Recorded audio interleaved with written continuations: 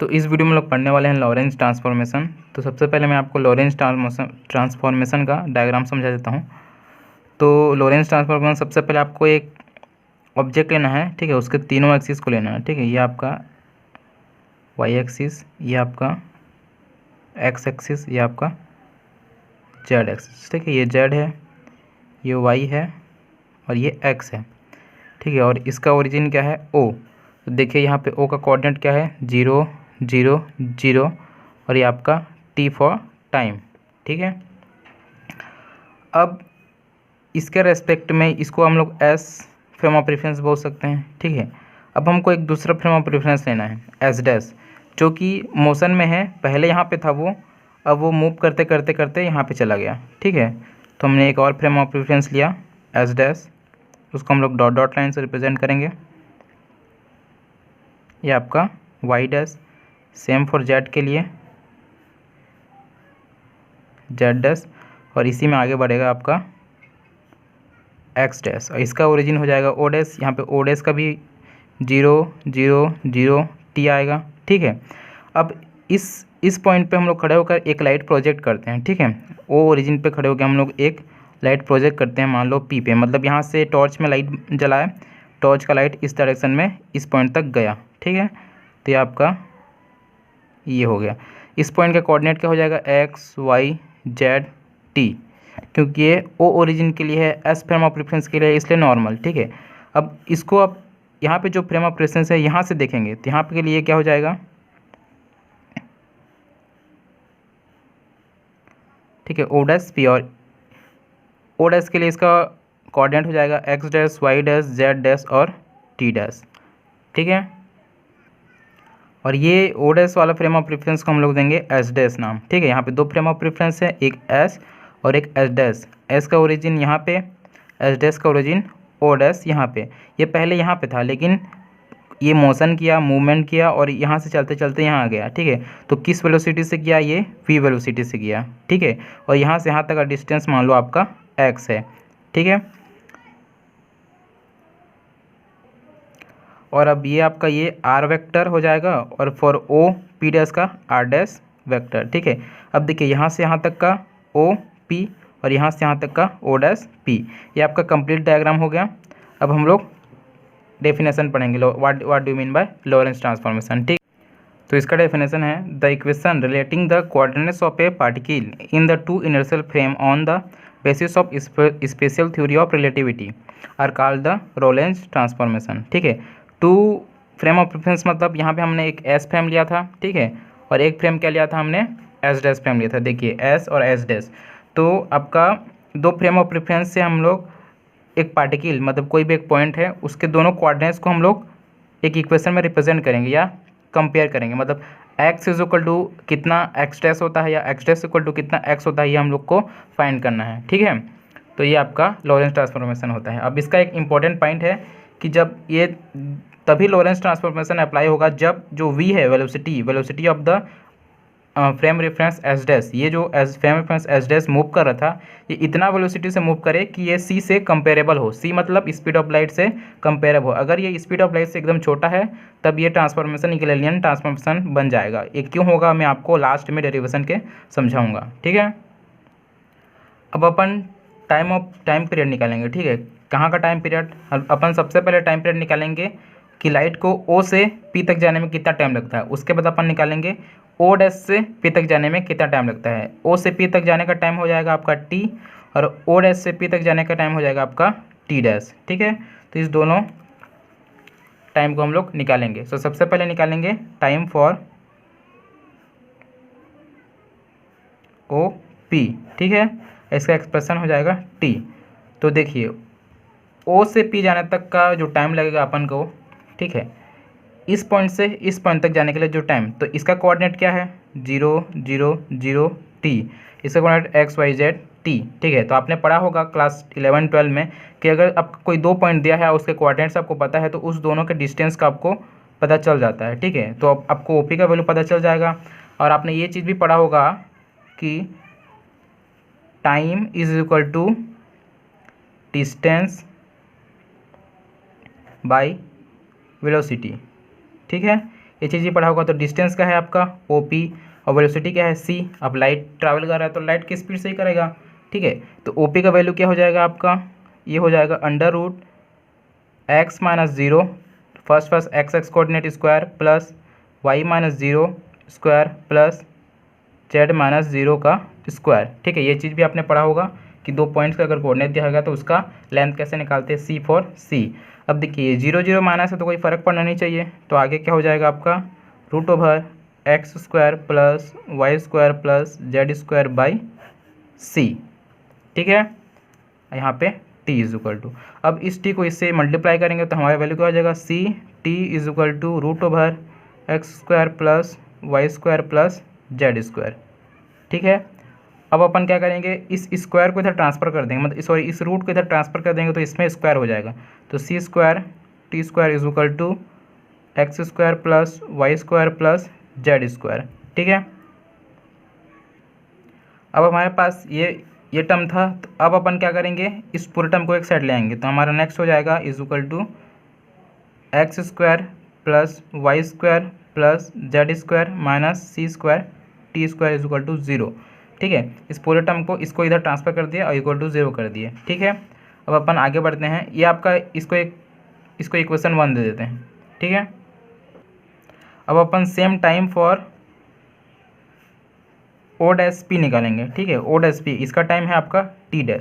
तो T' का expression क्या हो जाएगा आपका, उसका फॉर्मूला क्या हो जाएगा, ये हो जाएगा T' is equal to O' by C, ठीक है। O' क्या है आपका डिस्टेंस है या डिस्प्लेसमेंट बोल सकते हो, और C क्या है आपका इस वेलोसिटी, ठीक है।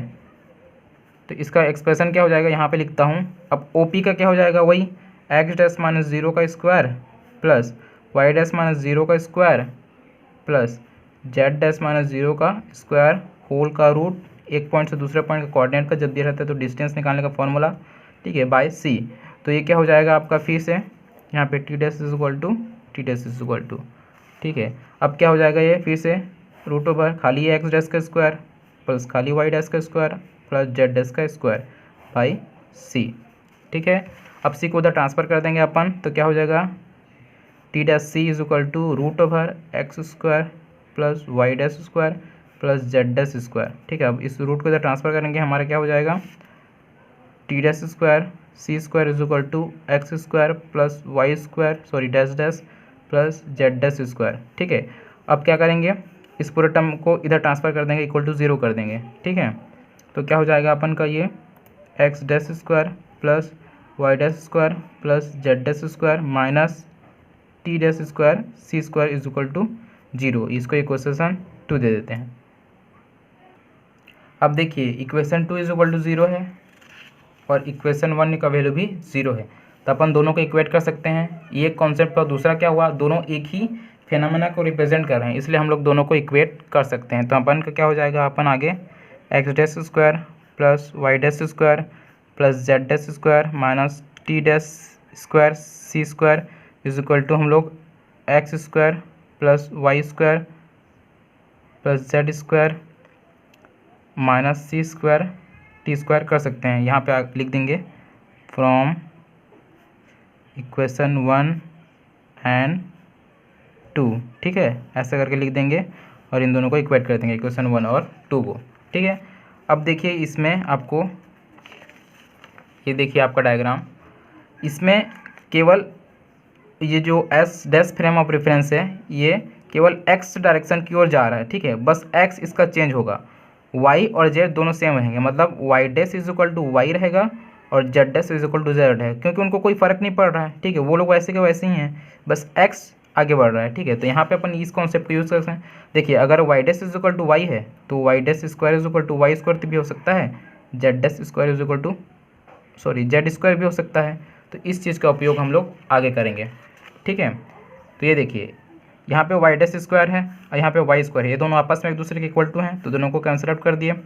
ये z', ये z², ये दोनों आपस के इक्वल टू हैं, तो इसको हम लोग कैंसिल कर दिए।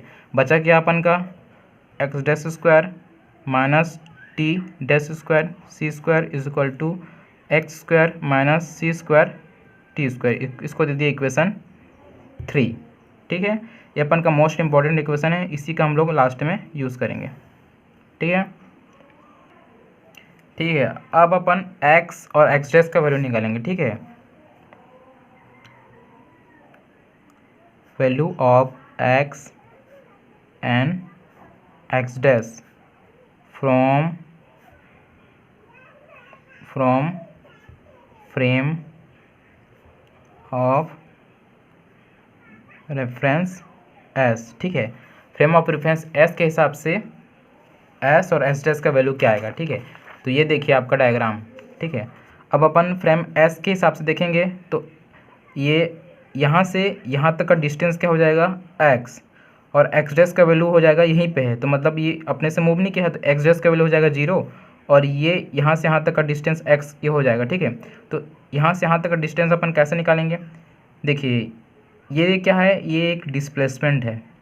ठीक है, क्यों बताऊँ, क्योंकि एच डैश तो मूव कर रहे हैं ना, तो पहले ओरिजिन में था, फिर यहाँ से आके यहाँ तक आया, तो ये एक डिस्प्लेसमेंट है, और डिस्प्लेसमेंट इक्वल टू क्या होता है, वेलोसिटी इनटू टाइम। ठीक है, तो टाइम कितना लगा यहाँ से यहाँ तक जाने का t, और वेलोसिटी क्या है v, तो x इज इक्वल टू क्या हो जाएगा v t। इस चीज़ को समझे आप, ये तो एक डिस्प्लेसमेंट है ना, यहाँ से यहाँ तक गया मतलब डिस्प्लेसमेंट है, तो v into T, velocity into time होता है डिस्प्लेसमेंट, तो यहाँ पे v जो जिस वजह से ये मूव कर रहा था, और कितना टाइम लगा, t टाइम लगा, इसलिए v इंटू टी हो जाएगा, और x dash is equal to हो जाएगा 0। ये 0 क्यों हुआ, देखिए यहाँ पे ये वाला एस फ्रेम ऑफ रेफरेंस से इस ओरिजिन के एच डैश को देखेंगे तो ये तो अपनी जगह में है ना, इसके हिसाब से एच डैश के हिसाब से कोई भी चेंज नहीं है।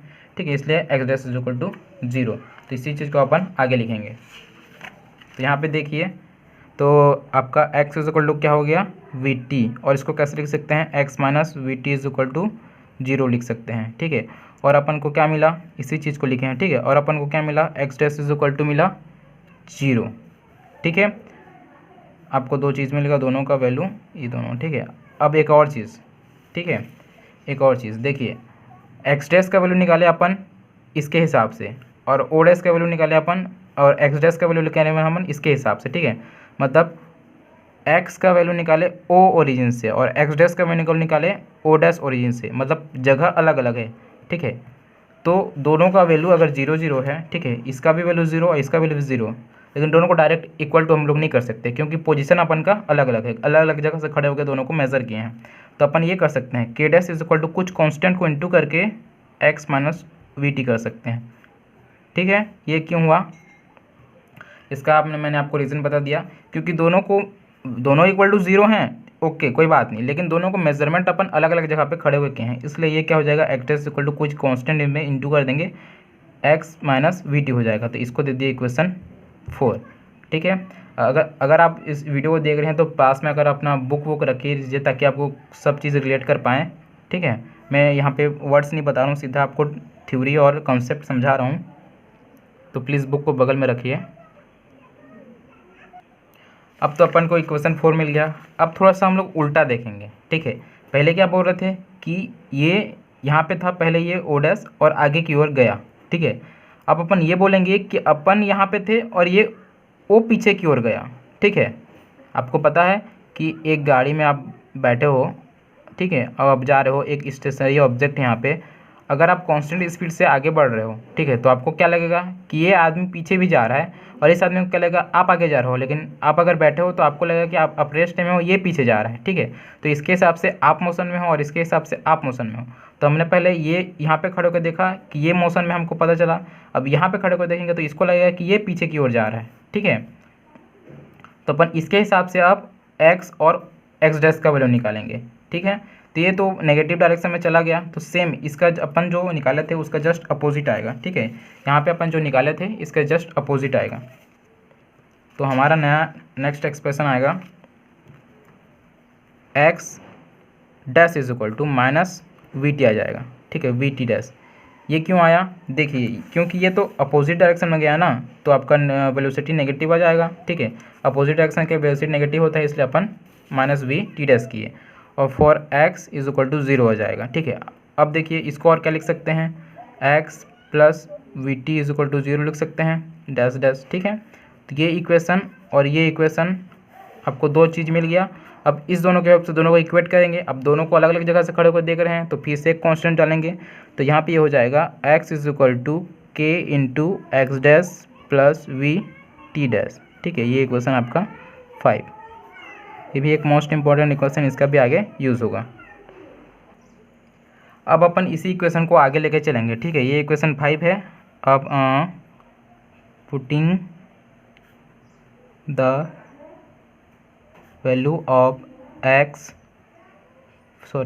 Dash from equation 4 in equation 5। ठीक है, ये आपका इक्वेशन 5 और ये आपका इक्वेशन 4 जिसमें एक्स डैश का वैल्यू दिया है। ठीक है, ये देखिए इक्वेशन 4 जिसमें एक्स डैश का वैल्यू दिया है, तो इस वैल्यू को अपन पुट करेंगे। तो x is equal to K का के, एक्स डैश का वैल्यू कितना है आपका k into x minus we T. ठीक है, तो इसी चीज़ को लिखेंगे, ये आपका k डैश हो जाएगा, sorry k into x minus we T plus we T dash. ठीक है, ये आपका करली बड़ा ब्रैकेट दे देते हैं, ये आपका बड़ा ब्रैकेट।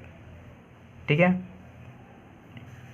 अब इसको फर्दर आगे सॉल्व करेंगे तो क्या हो जाएगा, x is equal to K का आप इंटू करेंगे अंदर। ठीक है, तो k डैश के एक्स माइनस वी टी, अब इसके साथ भी k डैश का इंटू होगा plus k dash V T dash. ठीक है, फिर अपन आगे बढ़ेंगे। अपन को अब यहाँ पे टी डी एस का वैल्यू चाहिए। ठीक है, तो इस वाले टर्म को एक साइड रखेंगे, बाकी सबको अलग कर देंगे, तो इसको इधर ट्रांसफर करेंगे तो क्या हो जाएगा आपका K dash V T dash is equal to, इसको ट्रांसफर करेंगे तो X minus K dash X minus we T. ठीक है, इसको यहाँ पे रख दिए तो इतना बराबर ये इसका माइनस इतना हो जाएगा। ठीक है, अब आगे इसको फर्दर सॉल्व करेंगे तो देखिए यहाँ पे अपन को खाली टी का वैल्यू चाहिए टी डैश का, तो टी डैश को ही रखेंगे, बाकी सबको नीचे ट्रांसफ़र कर देंगे। ठीक है, minus K dash by K dash V into x minus we T. ये चीज़ आपको समझ आया होगा। ठीक है, ये इंटू में था, इधर आके डिवाइड हो गया। और फिर से आगे नेक्स्ट स्टेप में क्या हो जाएगा, टी डैश, यहाँ पे एज इट इज़ कोई चेंज नहीं आएगा, माइनस ये दोनों टर्म को दोनों से इंटू कर देंगे, K into K dash by K dash V into x minus, अब ये माइनस था ये प्लस हो जाएगा। ठीक है, के dash V T by we T था इसलिए के डैश वी।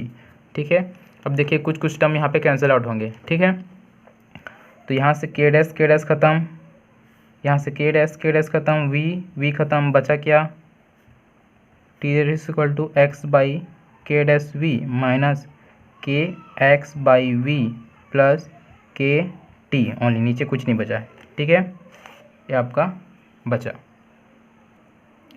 अब देखिए अपन को इस टर्म को यहाँ भेजना है और इसको यहाँ भेजना है। ठीक है, तो क्या हो जाएगा, ये T dash is equal to positive था तो K T minus K X by V plus X by K dash V. ठीक है,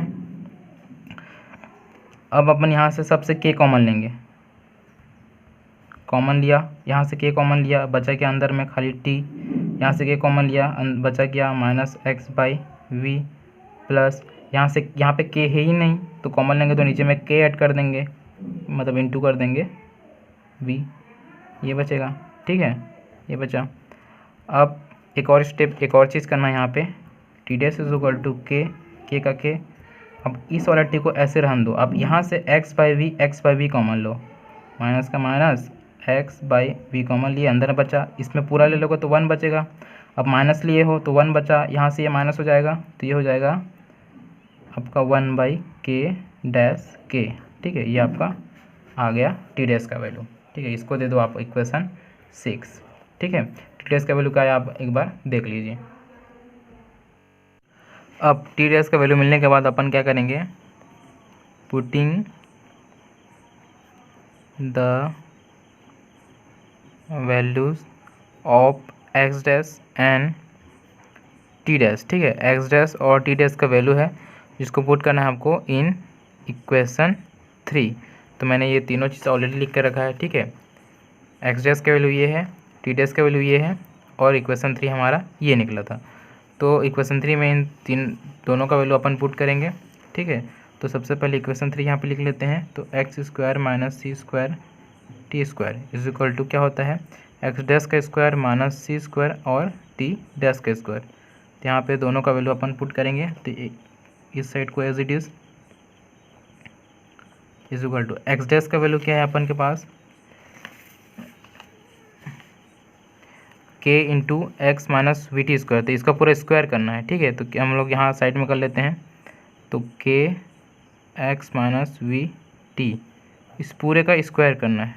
ठीक है, मतलब एक्स डैश का स्क्वायर वैल्यू चाहिए हमको, तो पूरा करना पड़ेगा।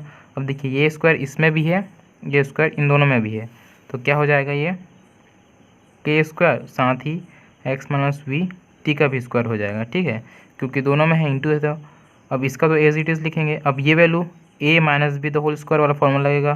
तो X square minus 2 X V T plus B square T square, ये ऐसे हो जाएगा। तो हमारा कंप्लीट वैल्यू मिलेगा एक्स डैश स्क्वायर का ये। तो इसी चीज़ को अपन यहाँ पे पुट करने वाले हैं। ठीक है, तो एक्स डैश स्क्वायर की जगह अपन ये पुट करेंगे। तो क्या हो जाएगा, ये K square bracket X square minus 2 X V T plus V square T square. ठीक है, अब माइनस का माइनस सी का सी स्क्वायर। अब टी डैश का स्क्वायर चाहिए अपन को। तो टी डैश, तो अब यहाँ पे माइनस सी स्क्वायर हो गया। अब अपन यहाँ पे minus C square T dash का स्क्वायर करना है। ठीक है, तो टी डैश का स्क्वायर भी अपन साइड में कर लेते हैं कहीं पे।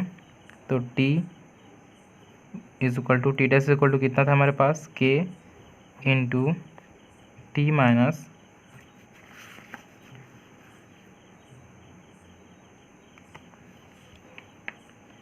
X by V 1 minus 1 by K dash ये था। अब अपन इसको स्क्वायर करेंगे, तो इधर भी स्क्वायर कर देते हैं और इस पूरे को भी स्क्वायर करेंगे। ठीक है, पूरे का स्क्वायर होगा, तो इसका अलग से स्क्वायर और इसको अलग से स्क्वायर कर देते हैं। ठीक है, आगे बढ़ेंगे अपन। तो देखिए के स्क्वायर का के स्क्वायर, यहाँ पे टी डैश के स्क्वायर का टी डैश स्क्वायर। ठीक है, अब देखिए इस टर्म को ए मान लीजिए, इस पूरे टर्म को बी मान लीजिए, ए माइनस बी का होल स्क्वायर फॉर्मूला वाला यूज़ करेंगे अपन। तो क्या हो जाएगा, ये टी का square minus 2 x by we T.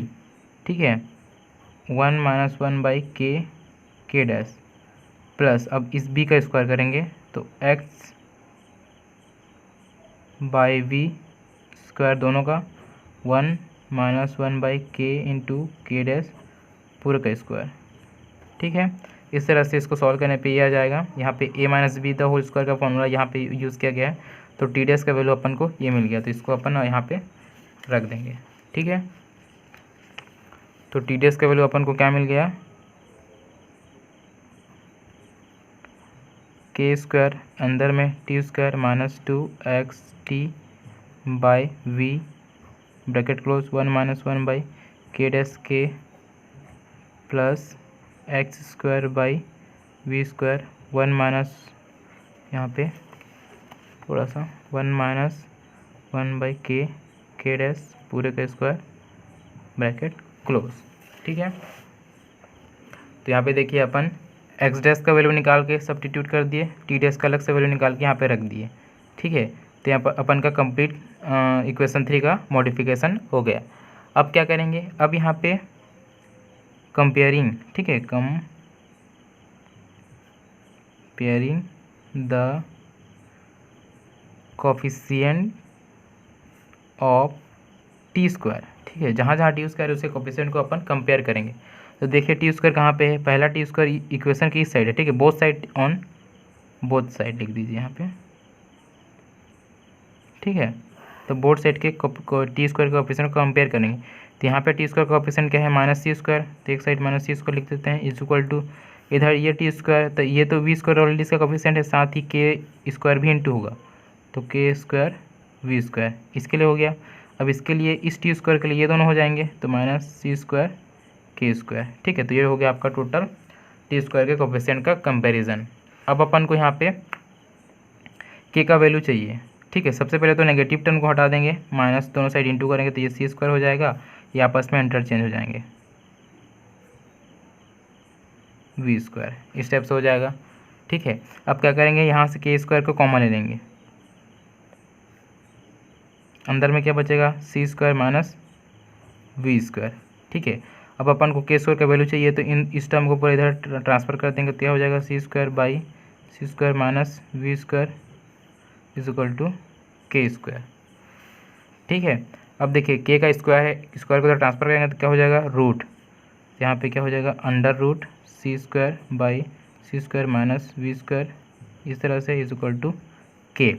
ठीक है, अब इस टर्म को आगे बढ़ाएंगे तो देखिए यहाँ पे नेक्स्ट स्टेप क्या हो जाएगा, अब ये रेट ऊपर नीचे दोनों है ना, तो इसको अलग अलग कर देते हैं, सी के में भी रूट और नीचे इन दोनों में भी रूट बराबर के।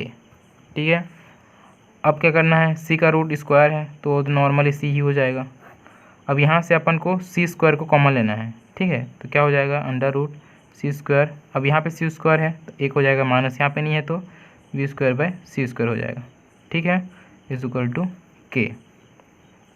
अब देखिए ये दोनों भी अलग अलग हो सकते हैं आपस में, इसको ऐसा भी लिख सकते हैं, मैं यहाँ पे लिख रहा हूँ। ठीक है, नेक्स्ट टर्म तो c by root over c square, फिर इसको अलग कर देंगे, 1 minus we square by C square is equal to के। अब ये सी का स्क्वायर का रूट है तो नॉर्मली ख़त्म हो जाएगा, सी बाई सी, इसको इसका चेंज हो गया, C 1 minus we square by C square is equal to के। अब ये और ये कट जाएगा, हमारा क्या बचेगा, 1 by root over 1 minus we square by C square. तो के का वैल्यू हमको क्या मिला, ये चीज़। ठीक है, ये बहुत इंपॉर्टेंट है, आगे हमको स्पूट करेंगे। तो के का वैल्यू मिला हम 1 by 1 minus we square by C square. अब अपन के डैश का वैल्यू निकालेंगे, तो उसके लिए कंपेरिजन करेंगे अपन।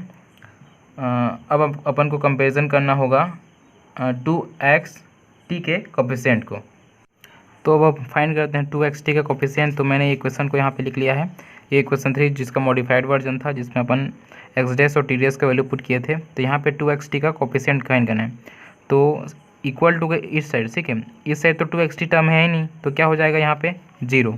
तो सबसे पहले यहाँ लिख देते हैं comparing the coefficient of 2xt। ठीक है, तो इक्वल टू के इस साइड तो कोई है ही नहीं 0, मतलब 2xt, तो क्या हो जाएगा, ये 0 हो जाएगा। ठीक है, इज इक्वल टू, अब देखिए इसमें 2xt का कोफिशिएंट क्या हो जाएगा, एक तो माइनस वी साथ साथ के स्क्वायर भी होगा, क्योंकि के स्क्वायर भी इससे इंटू होने वाला है। तो क्या हो जाएगा, ये माइनस के स्क्वायर वी इस वाले टर्म के लिए। अब ये इधर के लिए अपन फाइंड करेंगे, तो इधर देखिए वी ऑलरेडी है, माइनस भी है, और ये भी आके यहाँ इंटू होंगे, तो क्या हो जाएगा, ये माइनस और ये माइनस प्लस। ठीक है, सी स्क्वायर के स्क्वायर, ये भी नीचे वाला वी, और साथ में ये भी रहेगा।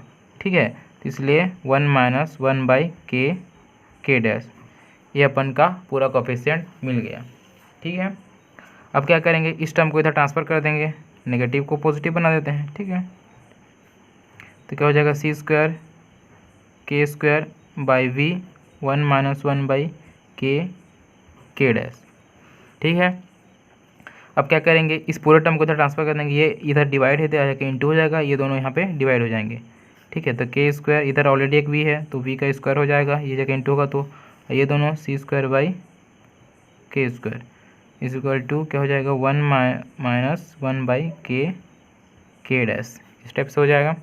अब यहाँ से के स्क्वायर कैंसिल आउट, बचा क्या, V square by C square is equal to 1 minus 1 by K dash. ठीक है, अब यहाँ पे अपन के का वैल्यू पुट करेंगे। ठीक है, पुटिंग द वैल्यू ऑफ के,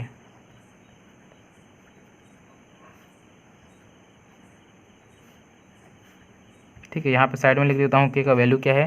के का वैल्यू आया था अपन का 1 by root over 1 minus we square by C square, तो इस वैल्यू को अपन यहाँ पे पुट करेंगे। ठीक है, तो इधर का as it is V square by C square is equal to 1 minus 1 by K dash. अब यहाँ पे अलग से इसको करली ब्रैकेट बना देते हैं, यहाँ पे अलग से 1 by 1 root over 1 minus we square by C square. ठीक है, इस टाइप से रहेगा ये। कुछ, ठीक है। यहाँ पे के का वैल्यू पुट किया है ना, तो इसलिए उसको लिखना पड़ा। अब आपको ये चीज़ पता होगा कि अगर अपन क्या बोलते हैं 1/1/2 रहता है, ठीक है, बाय के नीचे और एक बाय रहता है, तो ये क्या हो जाता है, ऊपर चले जाता है। तो उसी टाइप से यहाँ भी होने वाला है, ठीक है। तो ये क्या हो जाएगा, v²/c² इज इक्वल टू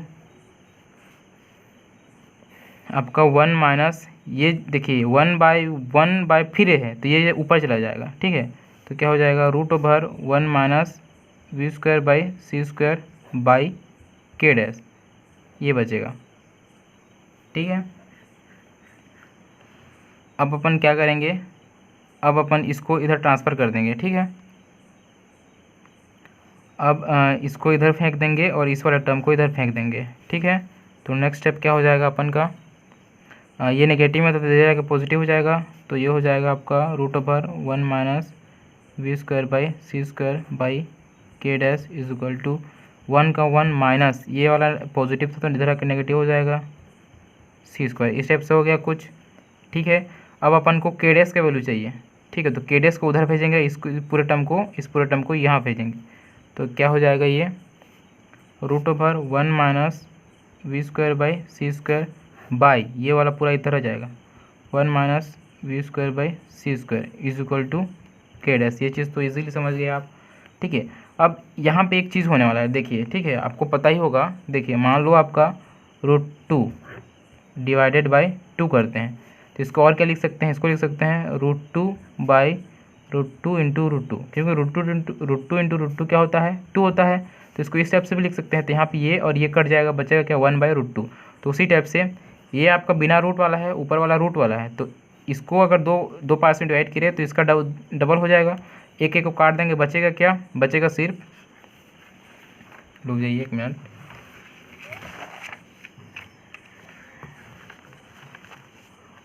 हाँ, बचेगा सिर्फ क्या,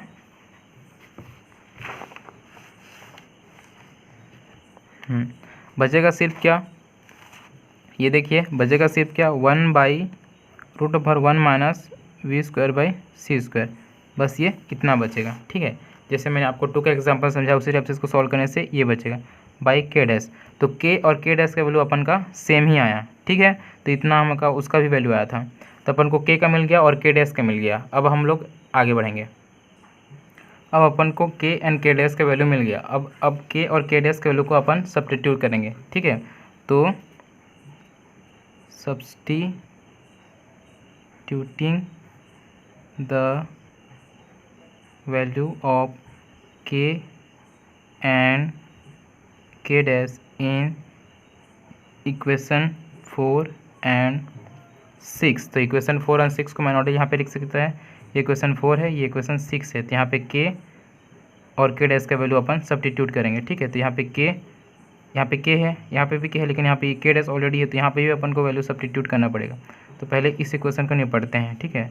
तो X dash is equal to क्या हो जाएगा, के का वैल्यू है अपन का 1 माइनस v²/c², अब x माइनस वी टी, ठीक है। ये तो सिंपल ही हो गया। तो ये अपन का एक लॉरेंस ट्रांसफॉर्मेशन का वैल्यू मिल गया, ठीक है, एक्स डैश के लिए। अब इक्वेशन 6 में सेम चीज़ करेंगे, ठीक है। तो इक्वेशन 6 के साथ ये करने पे क्या हो जाएगा अपन का, ये T dash is equal to K dash का वैल्यू 1/1 माइनस v²/c², ये हो जाएगा अपन इस वाले के का वैल्यू।